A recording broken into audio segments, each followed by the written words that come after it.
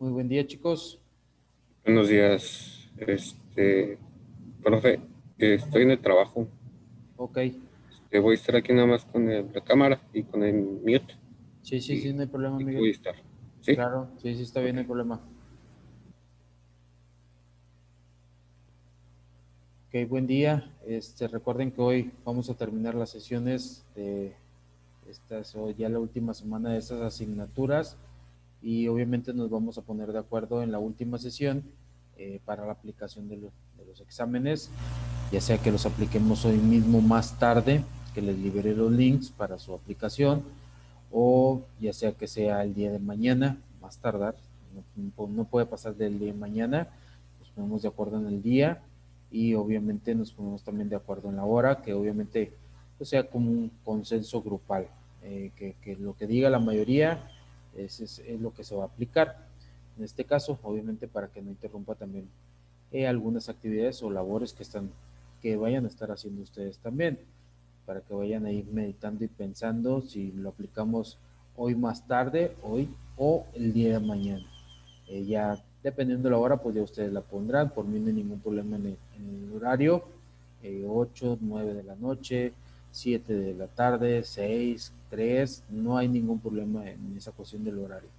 Ya sea el día de hoy, más tarde, ya 7, 8, 9, 10 de la noche, 11 de la noche, pues el día de hoy también, o el día de mañana por la tarde también. Pero ya lo checaremos en la última sesión y esperemos que se conecten más compañeros de ustedes, porque pues obviamente ya son las últimas sesiones y también si tienen todavía tareas pendientes o alguna actividad, envíelo más tardar el día de hoy porque vamos a cerrar ya, como vamos a cerrar cuatrimestre, pues obviamente tenemos que tener las calificaciones en tiempo y forma para que ya más tardar el día de hoy ya estén cumpliendo con todo lo que tengan pendiente. Si es que aún tengan pendiente alguna actividad o alguna tarea, de favor, chicos, envíenlo. Más tarde el día de hoy ya para que quede también revisada esa situación. Ok, ¿alguna pregunta? No sé si tengan alguna duda, chicos. Cuestión de las evaluaciones, cuestión de las tareas, de las actividades.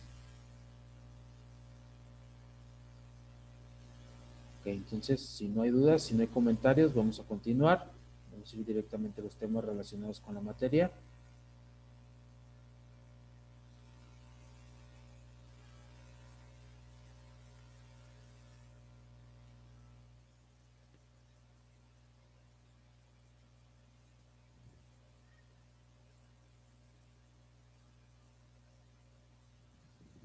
Ok, anteriormente vimos lo que era un arancel. Estábamos viendo también la comparación de los aranceles, que es la importación, que es los de la exportación. Y también estábamos viendo los tipos de aranceles. Uno de ellos era el ad valorem, hay arancel específico y hay aranceles compuesto.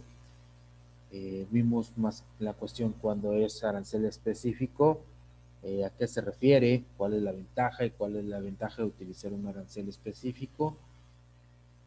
Vimos un ejemplo muy rápidamente también y nos pasamos también a la cuestión del arancel ad valorem. Obviamente vimos en qué consiste el arancel, obviamente que se aplica un porcentaje de un valor de un producto. Vimos la ventaja de utilizar un arancel ad valorem y también vimos un pequeño ejemplo muy rápidamente también, algo muy conciso y muy práctico de entender. Y vimos la desventaja también de ese mismo arancel, el ad valorem. Y también vimos la cuestión del arancel compuesto, cómo se define también, cuando se aplica más que nada, y un ejemplo del arancel compuesto. Y después estábamos comentando la cuestión de la tasa arancelaria, obviamente que es cuando se importan, se pone cuando se importan productos de diferentes países para la fabricación. Teníamos dos tipos de tasas arancelarias, la nominal, que es la que se publica en la legislación arancelaria del país, y tenemos la tasa arancelaria efectiva, que esa se considera no solo la tasa arancelaria nominal, de un producto terminado, sino también cualquier tasa arancelaria a los insumos importados. O sea, sería una, pocas palabras, una doble tasa arancelaria, la nominal más otra tasa que obviamente está estipulada por las leyes de ese país.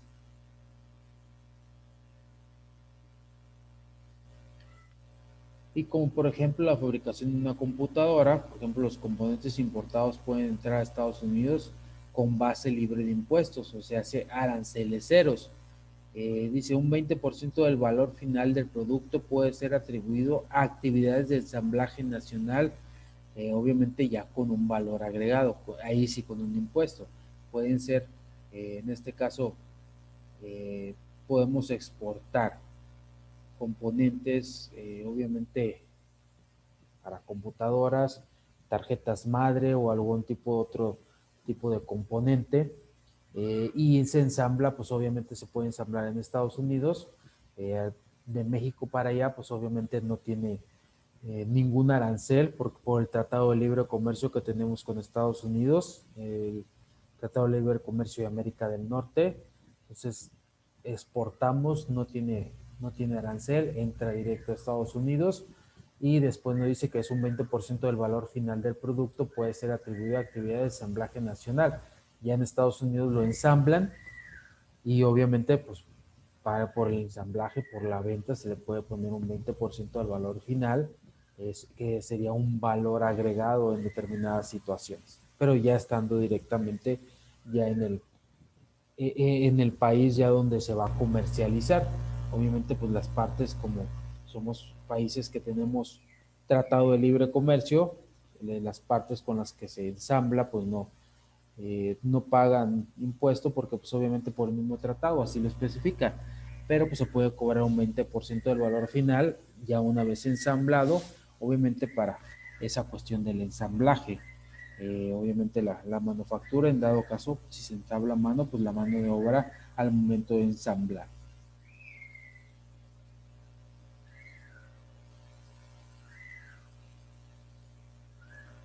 Otro ejemplo, dice una fabricación de una computadora, se establece un precio de 500, en este caso por la compañía Samsung.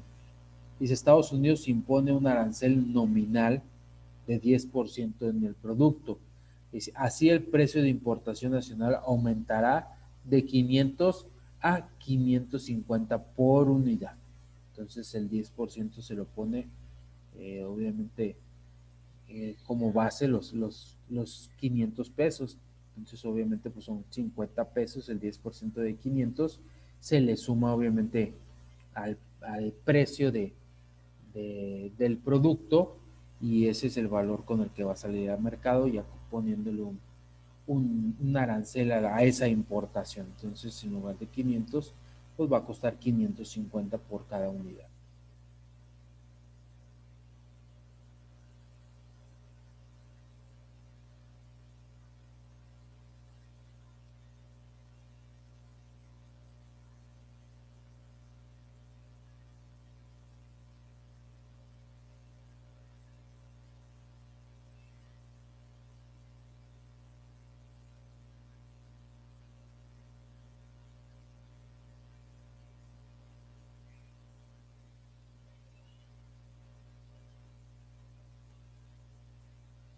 Ok, tenemos otro ejemplo, chicos, de esta cuestión de una fabricación de una computadora marca HP contra la marca Samsung.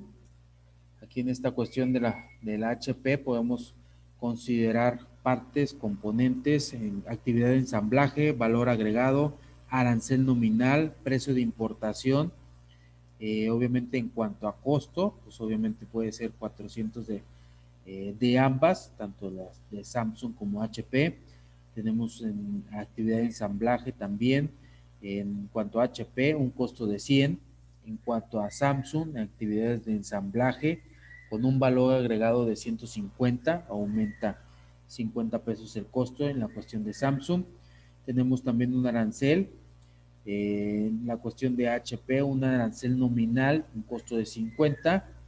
¿Y qué es lo que pasa aquí en esta cuestión de Samsung? Con precio nacional saldría a costo 550. Entonces el precio de importación sería de 550 y Samsung 550 también. Aquí es más que nada una cuestión donde se igualan los precios. Obviamente es un ejemplo muy común en esta cuestión para que obviamente también la marca nacional o empresas nacionales puedan competir con un producto que sea de importación, y obviamente el producto de importación también en determinado momento puede competir con un precio obviamente igualitario a marcas también o a productos y a empresas nacionales. Entonces es una forma en este caso, establecer o regular la cuestión de los aranceles, porque pues uno puede utilizar una cuestión de un precio nacional, como en Samsung de 550, eh, puso un ensamblaje como un valor agregado de 150, y en la cuestión de HP, pues se le puso un arancel nominal de 50, pero un precio de importación total de 550, porque la actividad de ensamblaje en valor agregado fue de 100. Entonces es una forma más que nada de ver y de proteger también en determinadas situaciones la economía de un producto nacional, y que sea competitivo en determinado momento a precio de un producto que se está exportando. Esto cuida la cuestión del dumping. ¿Por qué? Porque no está permitido, o sea, no está permitido por los países, obviamente por la OMC también, por la Organización Mundial del Comercio, esta cuestión del dumping. ¿Y qué es el dumping? Es cuando pues un producto quiere entrar a un mercado, a otro país, por debajo del precio, del costo con el que se fabrica ese país. Entonces es cuidar obviamente la igualdad de precios. Pueden sacar promociones obviamente cada una de las marcas en determinado momento, pero pues entran con un costo también equilibrado para que sean competitivos. Ya las cuestiones de publicidad, promoción y otras cuestiones, estrategias de marketing, pues va a depender de cada una de las empresas también. Y pues obviamente pues una promoción, un descuento que hagan, pues va a depender de ellas mismas.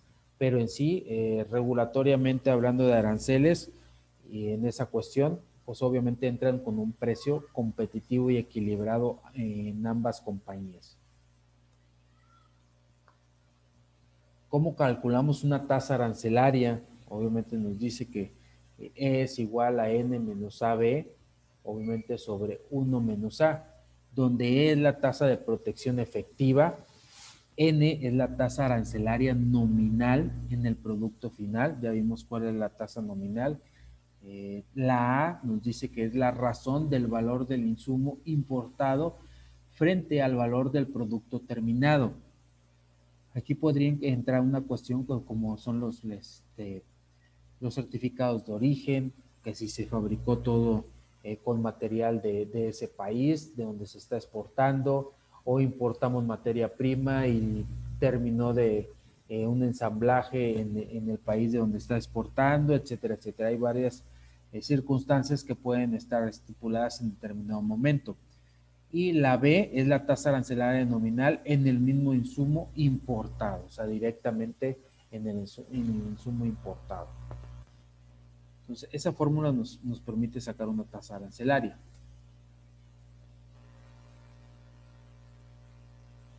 Dice, supongamos que Estados Unidos impone un arancel nominal del 10% en el producto. Dice, el precio de importación nacional aumenta de 500 a 550. Como lo vimos en los ejemplos anteriores entre HP versus Samsung. Entonces aumenta de 500 a 550. Dice, Samsung obtiene una tasa de protección efectiva del 10%. No, no tiene una tasa de protección efectiva. Obtiene una tasa nominal de arancel de un 10%. ¿Para qué? Para que en este caso se iguale el precio y a la misma, el precio de venta que tiene en este caso HP en el mercado nacional. Entonces, no es una tasa de protección, sino que es una tasa que equilibra los precios y en este caso con las mercancías del mercado nacional también.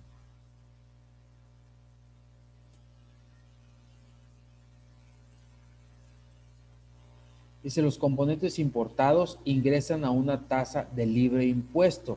Obviamente sí, cuando se tenga regulado por el Tratado de Libre Comercio, sí. Por ejemplo, México sí podría exportar componentes y obviamente están libres de impuestos también, o importar en su debido momento también componentes y están, obviamente utilizan una tasa de libre impuesto porque tenemos un tratado de libre comercio también con Estados Unidos.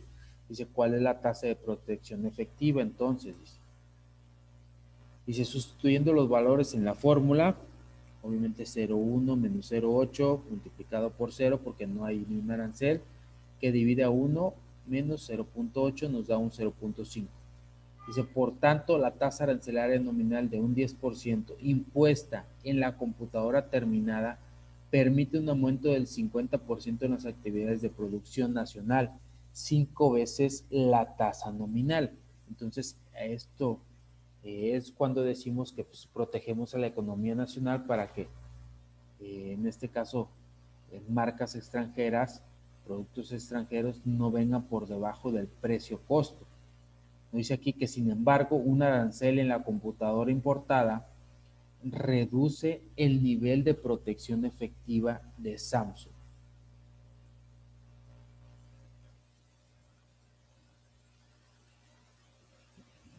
Entonces, le ponemos un arancel.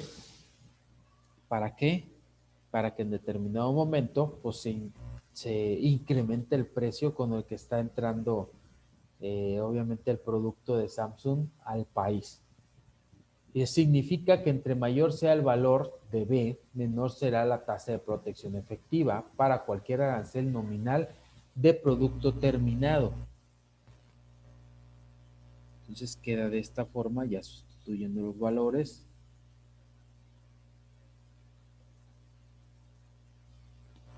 ¿Qué obtenemos como conclusión en esta cuestión de tasas arancelarias? Primero nos dice, cuando un arancel en el producto terminado excede el arancel en el sumo importado, la tasa de protección efectiva excede el arancel nominal. Dices, y si el arancel de un producto terminado es menor que el arancel en el insumo importado, dice, la tasa de protección es menor que el arancel nominal o puede ser negativa. Entonces, eso es lo que sacamos como conclusión. Y les repito, más que nada, estas situaciones nos enfrentan, en este caso, a una cuestión que pues, es proteger la economía nacional para que las empresas que están importando, pues obviamente sus precios no estén por debajo de un mercado competitivo y por lo menos queden igualitarios. Ok, no sé si tengan alguna duda, algún comentario hasta aquí, chicos, de acuerdo a estos temas.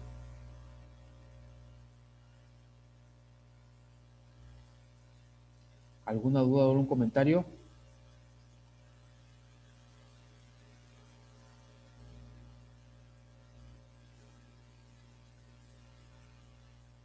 Ok, les recuerdo enviar su nombre por el chat de Zoom para que quede registrada su asistencia, chicos, para que no se les pase. Ok, entonces vamos a continuar con otro tema.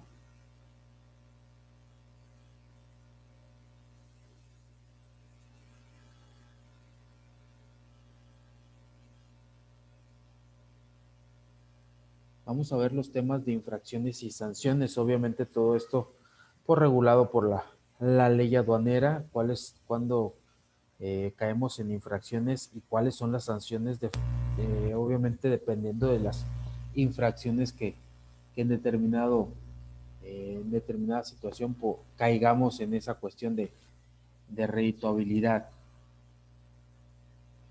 ¿Qué es una infracción?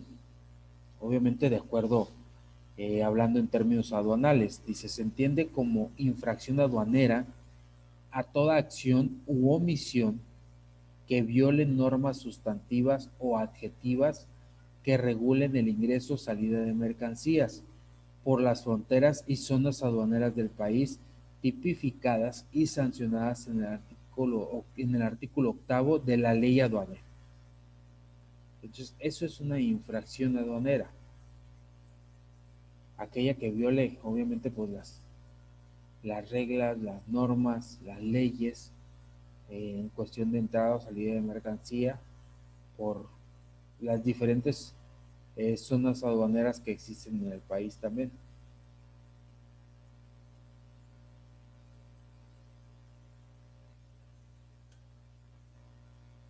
¿Cómo se clasifican las infracciones? Obviamente se clasifican en leves o de forma. Estas son actos que, si bien son incumplimientos de disposiciones obligatorias, no están directamente relacionadas con las disposiciones esenciales que regulan el tráfico de las mercancías. También pueden ser graves o de fondo. Nos dice que estas están relacionadas con el cumplimiento de las obligaciones en la entrada o salida de las mercancías que dañan al Estado y son con la intención de incumplir dichas irregularidades.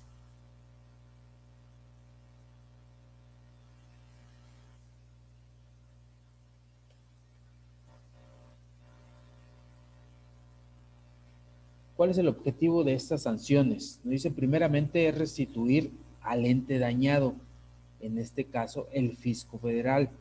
Y la segunda parte del objetivo es desestimar la conducta del infractor para que no vuelva a asumir dicha conducta.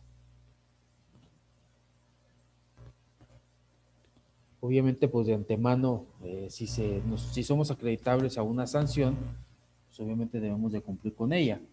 Y eso nos va a dar apego a que realmente no se vuelva a repetir más que nada esa cuestión de aduanera. A lo mejor si pasamos un producto y no lo declaramos, nos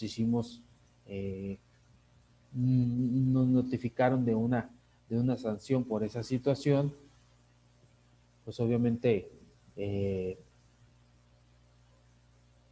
este caso debemos de cumplir, porque el fisco pues fue el que resultó dañado en cierto momento porque no cumplimos con el procedimiento del dictamen correctamente. A lo mejor no pagamos impuestos y pues no entró dinero en este caso al fisco, al erario público.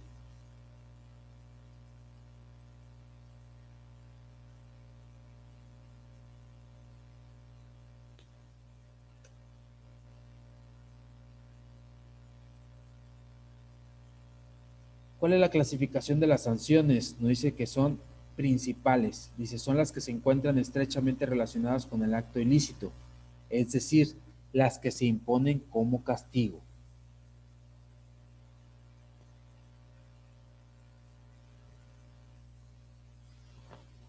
También podemos clasificar las sanciones en accesorias, que son aquellas que caen sobre los medios materiales que se realizó el ilícito. Y también tenemos sanciones en cuestiones de clasificación subsidiarias, que son las que se tienen que imponer cuando la sanción primordial no puede ser cumplida.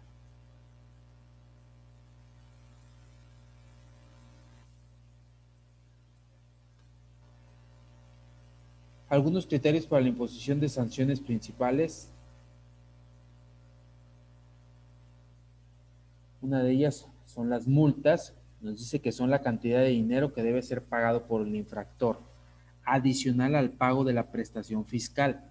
No implica la reparación del daño, sino un acto represivo para que el hecho no se repita.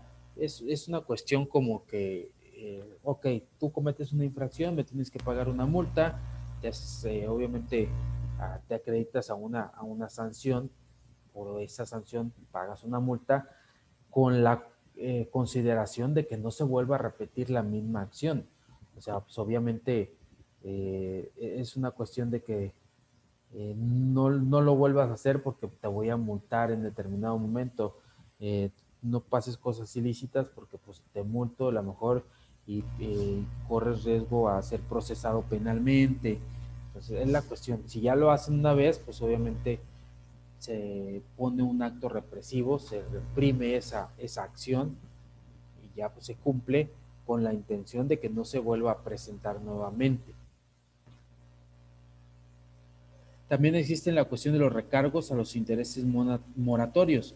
Dice, así se denomina el hecho que tiene el fisco de recibir dichos intereses por el incumplimiento de las obligaciones en un plazo máximo.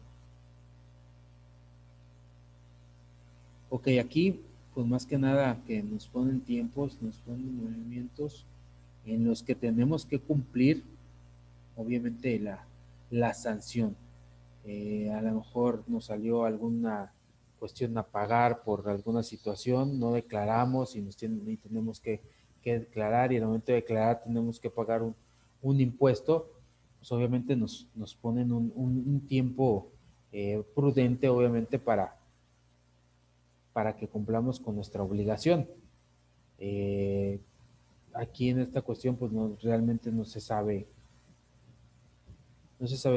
a ciencia cierta cuándo se nos va a presentar algún tipo de cuestión como esta, de que paguemos por alguna infracción, etcétera, etcétera. Pues obviamente no podemos saber de antemano, obviamente, si vamos a cometer una infracción o no. Si desconocemos las leyes, pues vamos a caer, a lo mejor por el mismo desconocimiento, vamos a caer en a lo mejor en algún acto ilícito en determinado momento.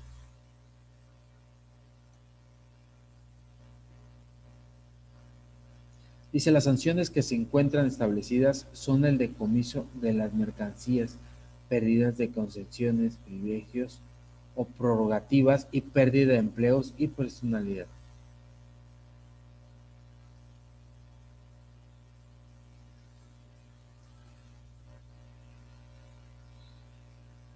Ok, vamos a ver algunos de los artículos que obviamente integran la cuestión de las fracciones y sanciones aduaneras.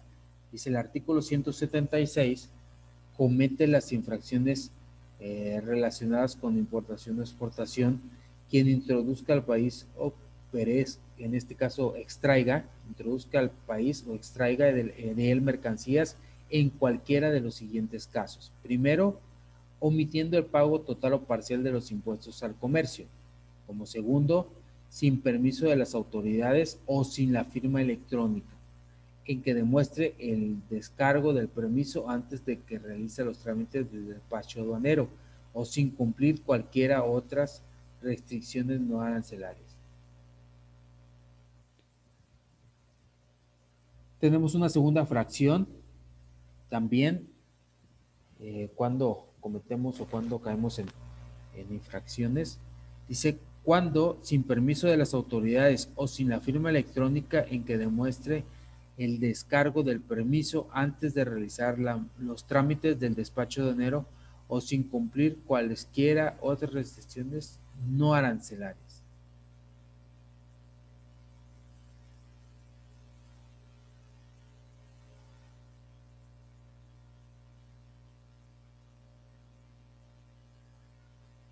Tenemos una fracción número 3 que nos dice cuando su importación o exportación esté prohibida o cuando las maquiladoras y empresas con programas autorizados realicen, en este caso, importaciones temporales por mercancías generadas, okay. En este caso, que mercancías que no se encuentren amparadas por su programa.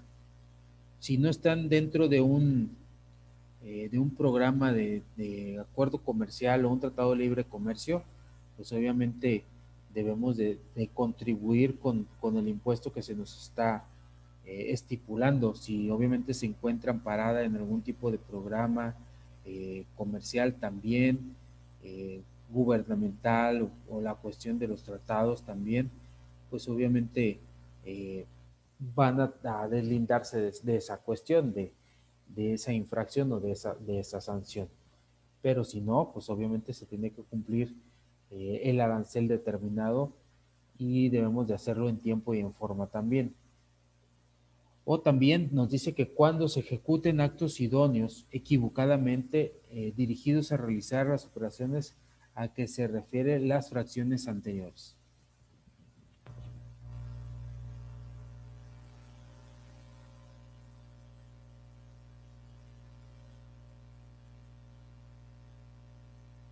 Tenemos otra fracción quinta que dice cuándo se internen mercancías extranjeras procedentes de la franja fronteriza al resto del territorio nacional en cualquiera de los casos anteriores.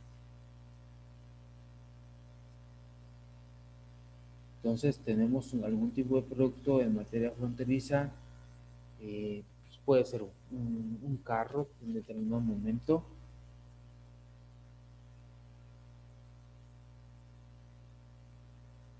y obviamente pues lo compramos en otro lado, lo traemos, si lo queremos cruzar, pues obviamente debemos de pagar cierto impuesto, porque si no nos vamos a hacer acrediticios o una sanción. Tenemos la fracción número 6 que nos dice cuando se extraigan o pretendan extraer mercancías de recintos fiscales o fiscalizados sin autorización del SAT.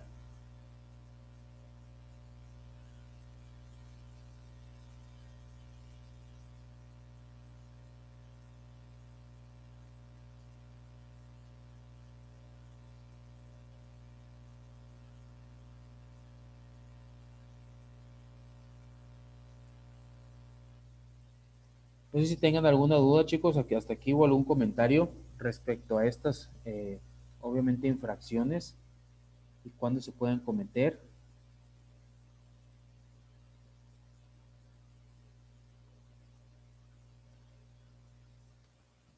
o algo que quieran opinar respecto al tema.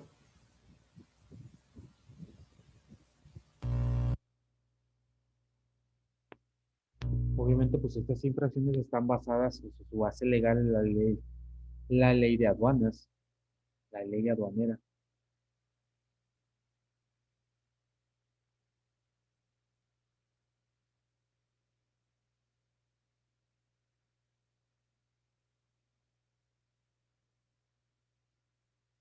Ok, si no hay dudas ni ningún comentario, pues seguimos. Tenemos la fracción también número 8 que nos dice cuando las mercancías extranjeras en tránsito internacional se desvíen en las rutas fiscales o sean transportadas en medios distintos a los autorizados tratándose de tránsito interno.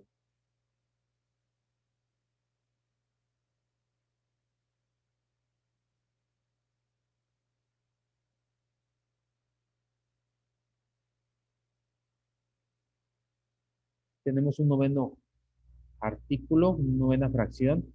Dice, cuando se introduzcan o se extraigan mercancías del territorio nacional por aduana no autorizada. También nos hacemos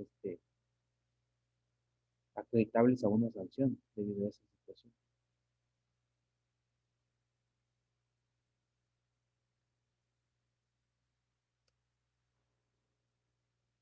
El artículo 177 nos menciona que se presumen cometidas las infracciones establecidas por el artículo 176 de esta ley cuando primero se descarguen, en este caso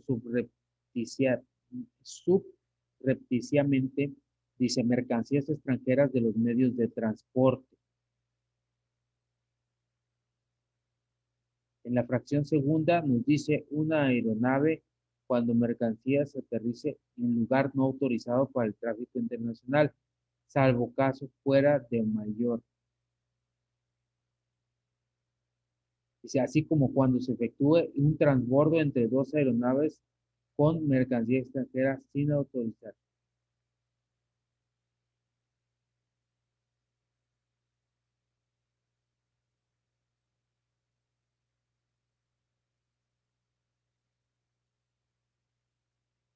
No hay dudas todavía respecto a esos temas.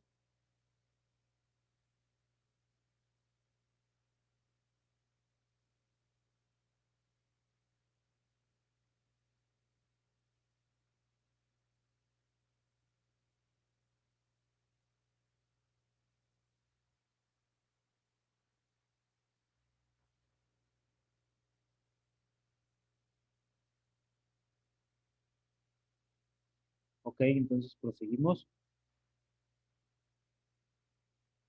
Dice, durante el plazo a que se refiere el artículo 108, no se acrediten que las mercancías fueron retornadas al extranjero, se destinan a otro régimen aduanero o que se encuentran en el domicilio en el cual se llevarán a cabo el proceso indicado. Tenemos también el cuarto. Dice, se introduzcan o extraigan del país mercancías ocultas o con artificio tal que su naturaleza pueda pasar inadvertida.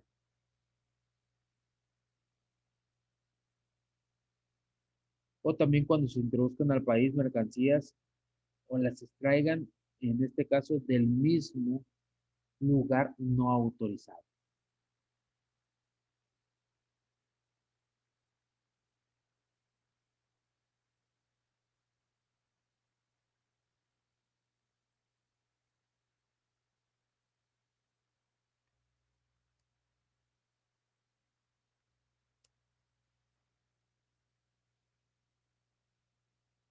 Tenemos la fracción sexta, nos dice, se encuentra en la franja fronteriza mercancías que deban llevar marbetes o sellos o no los tengan. En este caso, pues también los contenedores llevan sellos también. Cuando hay una revisión, en este caso aduanera, ¿qué es lo que pasa? Pues muchas veces se quitan los sellos, pero se tiene que volver a resellar también. Si no se tiene el sello, pues obviamente se hacen acreedores a una multa. Dice, se encuentran fuera de la franja fronteriza mercancías que lleven los marmetes o sellos también.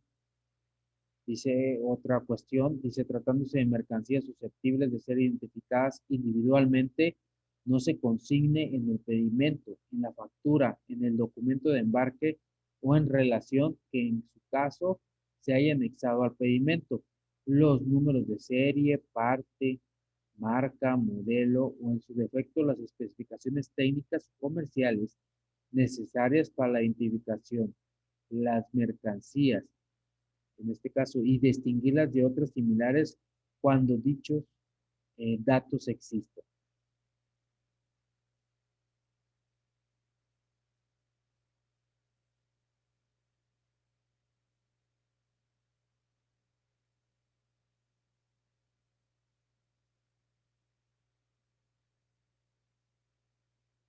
Tenemos también la fracción número 9, donde nos dicen que se exhiban para su venta mercancías extranjeras sin estar importadas definitivamente o sujetas al régimen de depósito fiscal.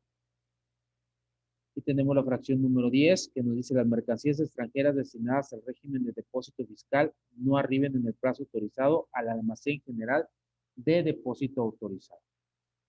Ok, no sé si tengan alguna duda o algún comentario antes de que se nos termine el tiempo de esta primera sesión, chicos. ¿No hay dudas, no hay comentarios? No, profe. Ok, muchas gracias. No, profe, todo bien. Gracias, Víctor. Bueno, entonces, ahorita les voy a estar mandando en unos minutitos más el nuevo